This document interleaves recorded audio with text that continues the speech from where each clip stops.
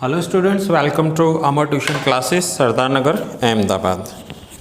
आज मैं आपका अकाउंट्स में फाइनल अकाउंट का चैप्टर स्टार्ट कर रहा हूं। बट फाइनल अकाउंट स्टार्ट करने से पहले आज मैं आपको इसके फॉर्मेट्स बताऊंगा, जिसे हम स्पेसिमेन कहते हैं। वैसे तो आपके सीखे हुए हैं ये, लेकिन फिर भी आज एक बार रिवाइज कर लेते हैं। सबसे पहले हमें यहाँ पर जो 11th में आप करते थे, 11th में जो आप करते थे वहाँ पर आप trading, P&L and balance sheet ऐसे 3 आपको बनाने होते थे फॉर्मेट्स। नाउ अब आपको क्या क्या बनाना होगा पहले वो समझ लो।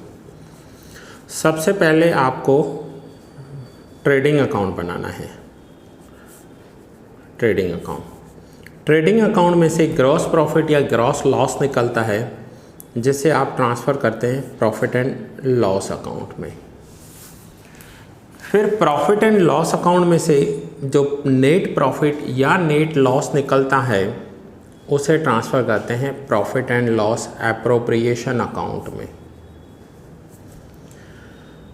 Then profit and loss appropriation account के बाद आपको आगे कैपिटल अकाउंट बनाना होता है। Capital account and current account. अगर करंट है तो करंट बनाएंगे, नहीं तो कैपिटल बनाएंगे। डिपेंड है कि वो फिक्स्ड कैपिटल मेथड है या फ्लेक्सिबल कैपिटल मेथड है। फिर कैपिटल अकाउंट का जो बैलेंस होगा वो ट्रांसफ़र हम करेंगे बैलेंस शीट में।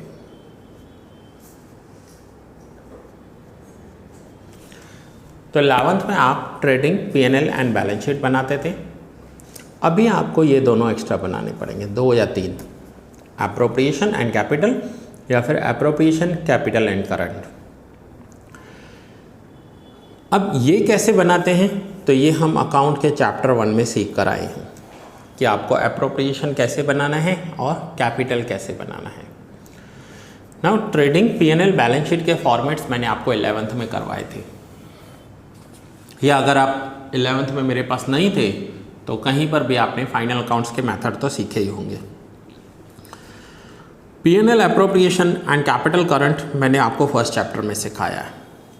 फिर भी आज मैं आपको पूरा स्पेसिमेन दिखा देता हूँ, समझा देता हूँ। आपको पता है अकाउंट्स में ये मेथड, फॉर्मेट, स्पेसिमेन अगर आपको आएंगे तो ही आप सम कर पाओगे, नहीं तो नहीं कर पाओगे। इसके बाद, इन सब के बाद आपको एक और चीज़ याद करनी होती है, जो होते हैं एडजस्टमेंट।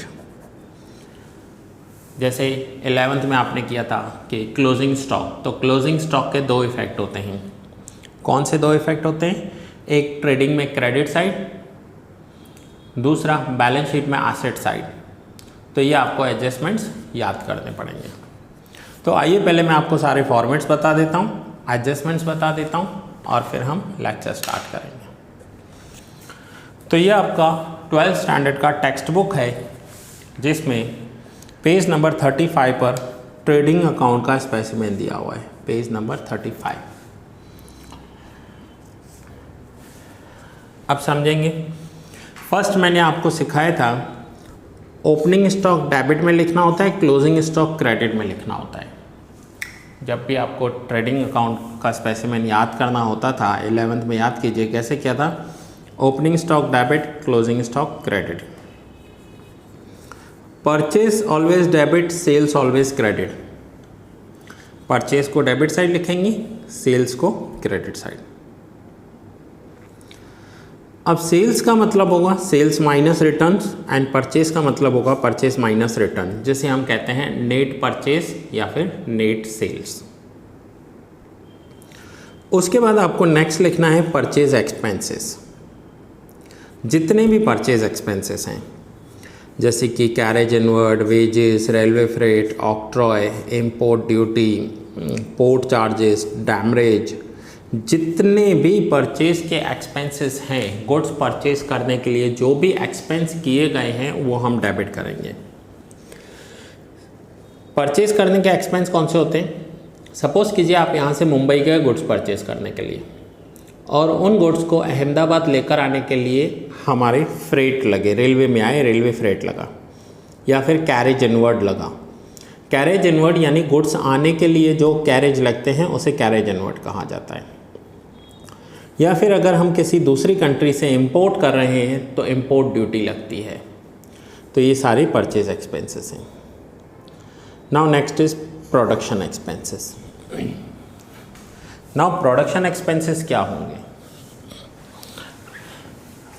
हो सकता है हम गुड्स परचेज करें और सेल करें, दैट मीन्स ट्रेडिंग कर रहे हैं एज इट इज़, जैसे परचेज किया वैसे सेल किया, उसे कहते हैं परचेज सेल।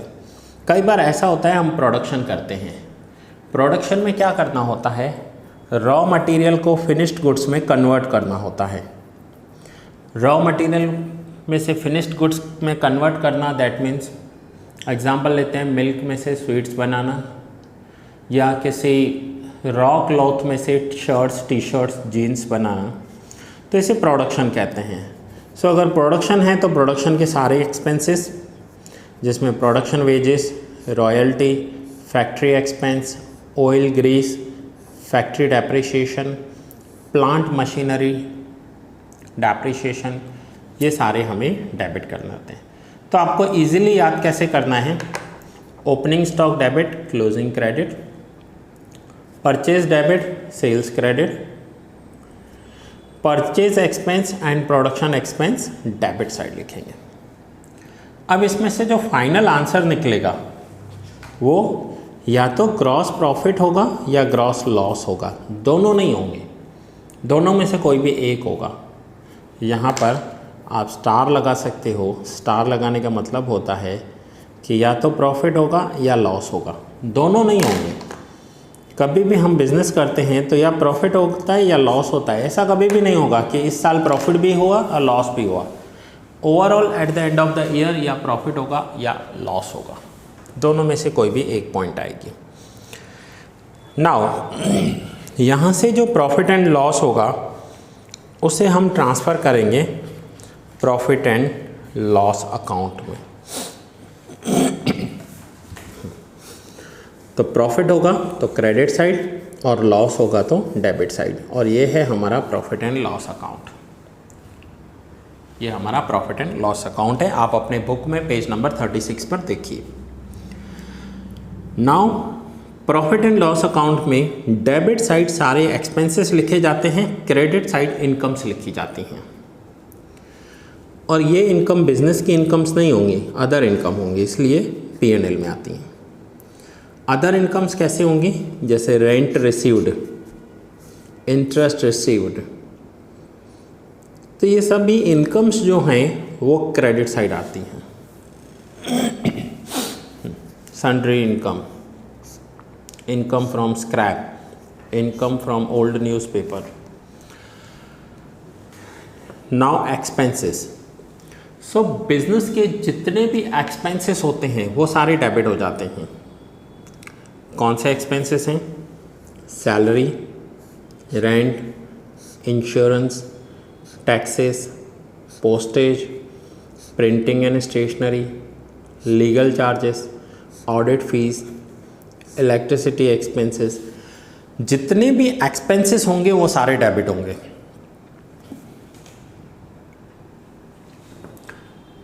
एक्सपेंसेस हो या लॉसेस हो वो हम डेबिट साइड लिखते जाएंगे।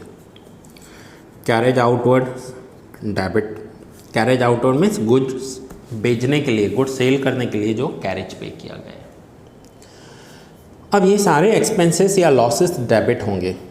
इसमें सबसे ज़्यादा आपको ये ध्यान रखना है bad debts, bad debts trial balance plus bad debts adjustment plus bad डेब्ट रिजर्व एडजस्टमेंट माइनस बैड डेब्ट रिजर्व ट्रायल बैलेंस। ये जो एडजस्टमेंट है इसे आप टैट फॉर्मेट TAAT से भी याद करते थे। Bad debts trial balance, bad debts adjustment, bad डेब्ट reserve adjustment and minus bad डेब्ट रिजर्व ट्रायल बैलेंस। ये जैसे 11th में होता था सेम होगा।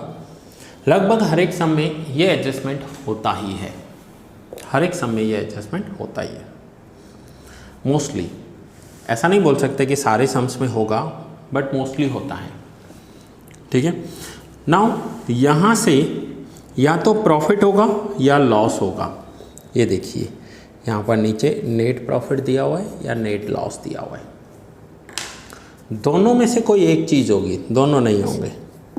तो यहाँ पर भी आप एक स्टार ड्रॉ कर सकते हो कि या तो प्रॉफिट होगा या फिर लॉस होगा। अब अगर प्रॉफिट होगा तो डिफरेंस यहाँ पर आएगा डेबिट साइड, और ये प्रॉफिट ट्रांसफ़र हो जाएगा profit and loss appropriation account के क्रेडिट साइड में, यहाँ पर सबसे ऊपर। और अगर लॉस हुआ तो ये loss profit and loss appropriation account के डेबिट साइड ट्रांसफ़र हो जाएगा।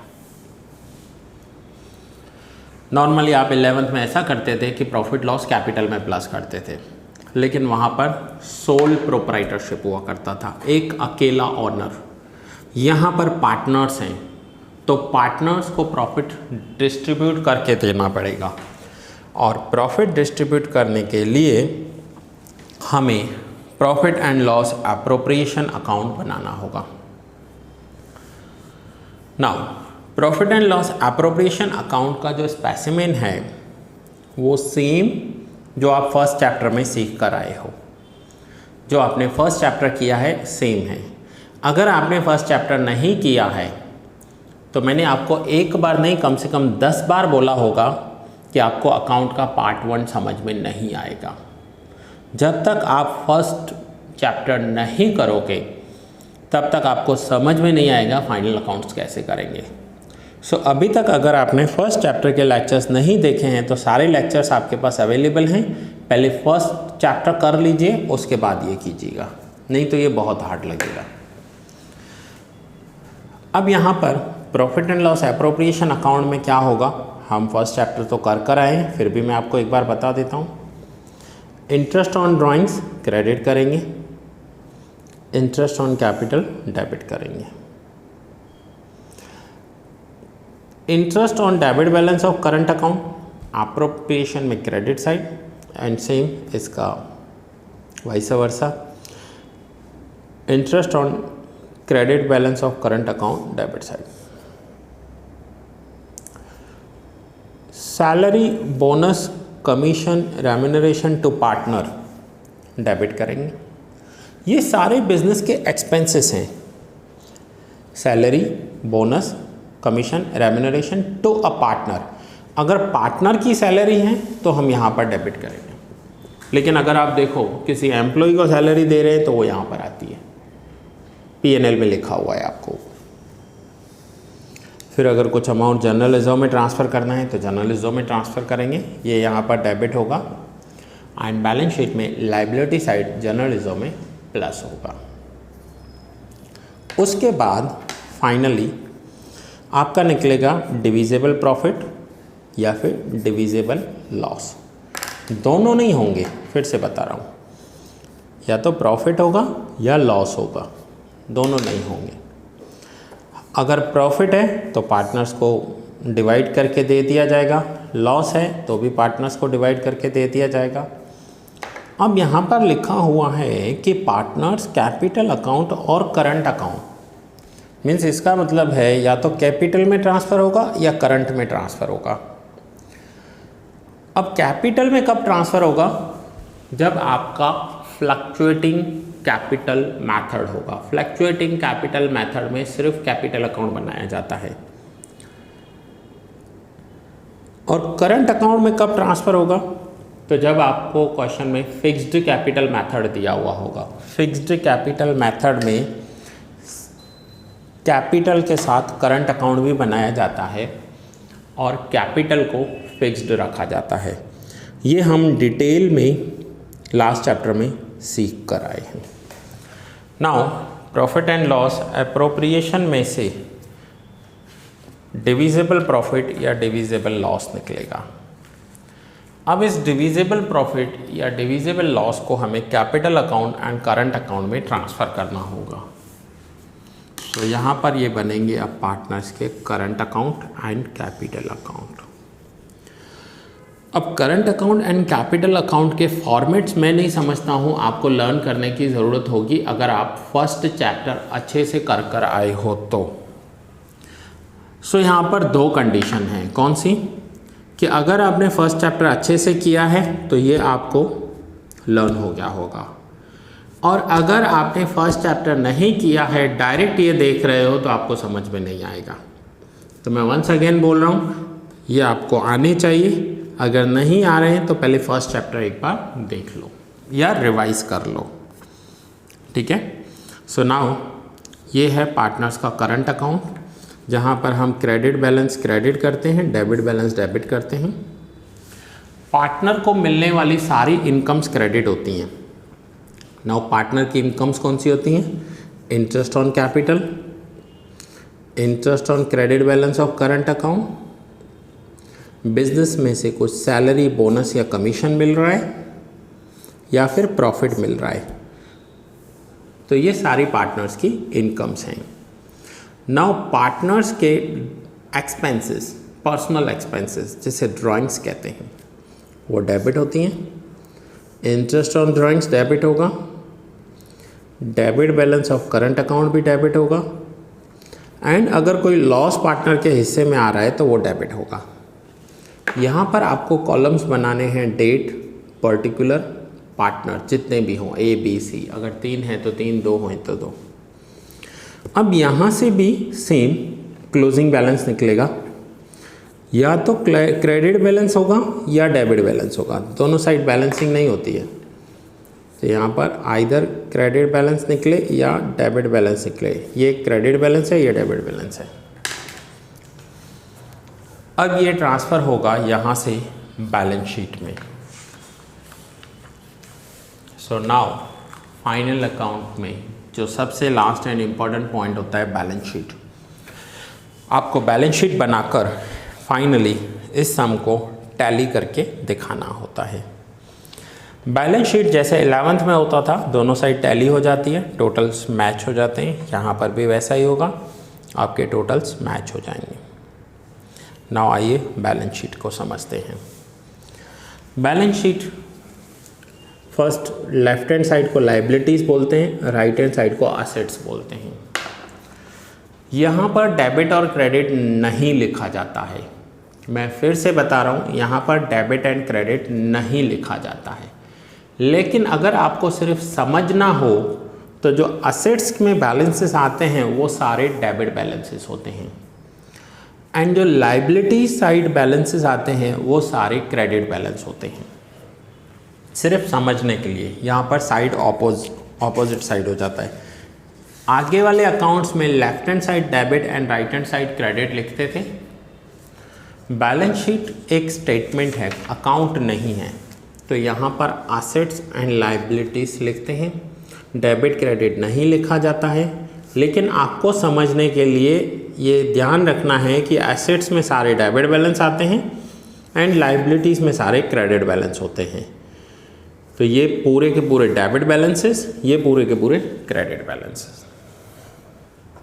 आगे फर्स्ट कैपिटल आता है, करंट अकाउंट के credit balances, reserves, liabilities, non current and current. Non current liabilities means long term liabilities जो उसे होती हैं उसे लॉन्ग टर्म लाइबिलिटीज़ को नॉन करंट लाइबिलिटीज़ कहा जाता है, और ये है करंट लाइबिलिटीज़। एसेट साइड सबसे पहले नॉन करंट एसेट्स, जिसमें आते हैं fixed assets.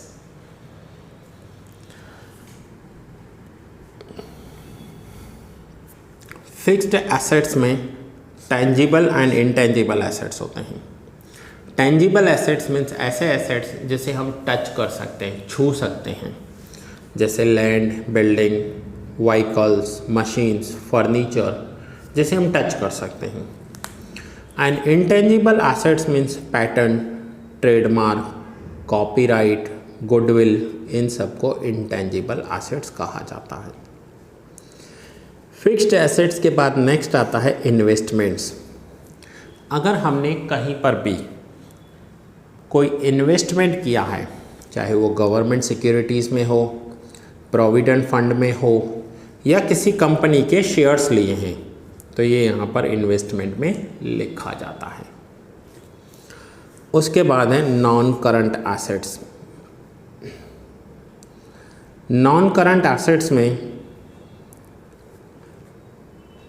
Deferred revenue expenses या फिक्टिशियस एसेट्स भी आप बोल सकते हो, वैसे तो ये लास्ट में आना चाहिए, आप लास्ट में लिखोगे इसे। अब आप लिखोगे करंट एसेट्स। करंट एसेट्स में closing stock, cash balance, bank balance, receivable, incomes receivable, prepaid expenses, ये सारे के सारे एसेट्स में आते हैं। बैलेंस शीट का फॉर्मेट सेम है जो आपने 11th में किया था, माइनर से 1-2 पॉइंट ऐड होंगे, जैसे करंट अकाउंट है, ठीक है। नाउ ये तो थे फॉर्मेट, ये तो फिर भी नॉर्मल है लर्न करना। जो सबसे इम्पॉर्टेंट पॉइंट होता है फाइनल अकाउंट का, वो होता है एडजस्टमेंट्स को याद करना, एडजस्टमेंट्स के इफ़ेक्ट्स को याद करना। कोई भी एडजस्टमेंट्स हो उसके मिनिमम 2 इफ़ेक्ट्स होते हैं। फिर से बता रहा हूँ, मेरी वर्डिंग्स को ध्यान में रखना, मिनिमम 2 इफ़ेक्ट्स अगर एडजस्टमेंट है तो। 2 या 2 से ज़्यादा हो सकते हैं। नाउ 2 इफ़ेक्ट्स कौन से होते हैं, चलिए मैं 1-2 आपको समझा देता हूँ। First is closing stock. फिर ये जो एंट्री है एडजस्टमेंट एंट्री, ये आपको लर्न करने की ज़रूरत नहीं है, ये यहाँ पर लिखी हुई है। अगर आपको आ रहा है तो बहुत अच्छा है, लर्न कर रहे हो तो वेल एंड गुड, अदरवाइज़ आपको ये इफ़ेक्ट्स ध्यान में रखने हैं। नाउ क्लोजिंग स्टॉक 11th में आपने किया है। 2 इफ़ेक्ट क्या करते थे आप, एक एसेट साइड में, asset side of balance sheet, and second credit side of trading account. फिर से बता रहा हूँ, बैलेंस शीट की एसेट साइड और ट्रेडिंग अकाउंट में credit side. So most of जो एडजस्टमेंट्स आपने 11th में किए थे उसमें से 50% एडजस्टमेंट ऐसे होंगे जो यहाँ पर सेम होंगे, लेकिन कुछ अलग हो चुके होंगे। उसमें हो सकता है जो पार्टनर्स रिलेटेड होंगे, जैसे capital account, current account, appropriation, वहाँ पर कुछ हुआ तो उसके इफ़ेक्ट्स चेंज हो जाएंगे। जैसे आप 11th में इंटरेस्ट ऑन कैपिटल करते थे, तो इंटरेस्ट ऑन कैपिटल के आप 2 इफ़ेक्ट 11th में करते थे, एक P&L में डेबिट और दूसरा बैलेंस शीट में लाइबिलिटी साइड कैपिटल में प्लस करते थे। यहाँ ऐसा नहीं होगा। यहाँ क्या होगा, यहाँ एप्रोप्रिएशन में डेबिट होगा एंड पार्टनर्स के कैपिटल या करंट अकाउंट में क्रेडिट होगा। तो कुछ एडजस्टमेंट सेम होंगे, कुछ अलग हो चुके होंगे। आउटस्टैंडिंग एक्सपेंसेस सेम होगा। आउटस्टैंडिंग एक्सपेंसेस के 2 इफ़ेक्ट, अगर वो expense profit and loss account का है तो प्रॉफिट एंड लॉस अकाउंट के डेबिट साइड एक्सपेंस में प्लस, दूसरा बैलेंस शीट में लाइबिलिटी साइड। अगर वो P&L अकाउंट का एक्सपेंस है तो बैलेंस शीट में लाइबिलिटी साइड और P&L में डेबिट साइड उस एक्सपेंस में प्लस करेंगे। बट अगर वो एक्सपेंस ट्रेडिंग अकाउंट का है, जैसे वेजेस, कैरेज इनवर्ड, तो ट्रेडिंग अकाउंट की डेबिट साइड उस एक्सपेंस में प्लस करेंगे एंड बैलेंस शीट में लाइबिलिटी साइड। तो ये 2 इफ़ेक्ट थे आउटस्टैंडिंग एक्सपेंसेस के। तो ये सारे एडजस्टमेंट्स आपको लर्न करने हैं। मोस्ट ऑफ एडजस्टमेंट्स 11 जैसे होंगे, कुछ एडजस्टमेंट्स अलग होंगे। नाउ यहाँ पर देखिए, इस एडजस्टमेंट के 4 इफ़ेक्ट हो रहे हैं। ये चारों आप 11th में सीख कर आए हो। सो कुछ एडजस्टमेंट के 4 इफ़ेक्ट होंगे, कुछ एडजस्टमेंट्स के 2 इफ़ेक्ट हो रहे हैं।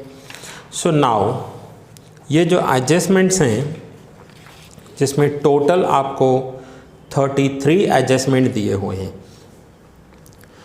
मैं मानता हूँ सारे एडजस्टमेंट्स एक दिन एक साथ लर्न नहीं होंगे, बट अगर इन 33 एडजस्टमेंट्स को आप 3 दिन में डिवाइड कर लो तो पर डे 11 एडजस्टमेंट्स हो जाएंगे और उस 11 में से 7 या 8 एडजस्टमेंट्स तो आपको आते होंगे जो आपने 11th में किए हैं। तो बाकी कितने एडजस्टमेंट्स रहेंगे जो आपको लर्न करने पड़ेंगे वो सोचो आप, ठीक है। तो ये आज मैंने आपको फॉर्मेट एक्सप्लेन किया है फाइनल अकाउंट का। सो फाइनल अकाउंट का फॉर्मेट लर्न कर लीजिए, एडजस्टमेंट लर्न कर दीजिए। कल से नेक्स्ट लेक्चर में मैं आपको एक्सरसाइज के सम्स करवाऊंगा। एक्सरसाइज के सम्स स्टार्ट करेंगे और मैं आपको सारे सम्स करवाऊंगा। एक्सरसाइज के सारे सम्स मैं आपको खुद करवाऊंगा। इलस्ट्रेशंस जो होंगे वो मैं आपको होमवर्क में दूंगा, जो भी इम्पॉर्टेंट इलस्ट्रेशंस होंगे वो मैं आपको होमवर्क में दूंगा और करवाऊंगा। सो फ्रेंड्स, यहाँ पर अगर आपको कुछ भी डाउट है तो डिस्क्रिप्शन में मेरी कॉन्टैक्ट डिटेल दी हुई है, आप मुझे कॉन्टैक्ट कीजिए। ये लेक्चर आप अपने जितना हो सके मैक्सिमम फ्रेंड्स के साथ शेयर कीजिए ताकि वो भी इन लेक्चर्स का बेनिफिट ले पाएँ। ये था हमारा आज फॉर्मेट, जो हमने फॉर्मेट सीखा। सबसे इम्पॉर्टेंट आपको फॉर्मेट आना चाहिए। अगर फॉर्मेट ही नहीं आएगा तो फाइनल अकाउंट आपको हार्ड नहीं, बहुत ही हार्ड लगेगा, टफ नहीं, वेरी टफ लगेगा। सो प्लीज़ पहले ये आप लर्न कर लीजिए, एडजस्टमेंट देख लीजिए, फिर हम इसके कल से सम स्टार्ट कर देंगे। सो दैट्स इट फ्रेंड्स, ये वीडियो यहाँ पर ही पूरा कर रहा हूँ और बहुत जल्द मिलते हैं नेक्स्ट लेक्चर में।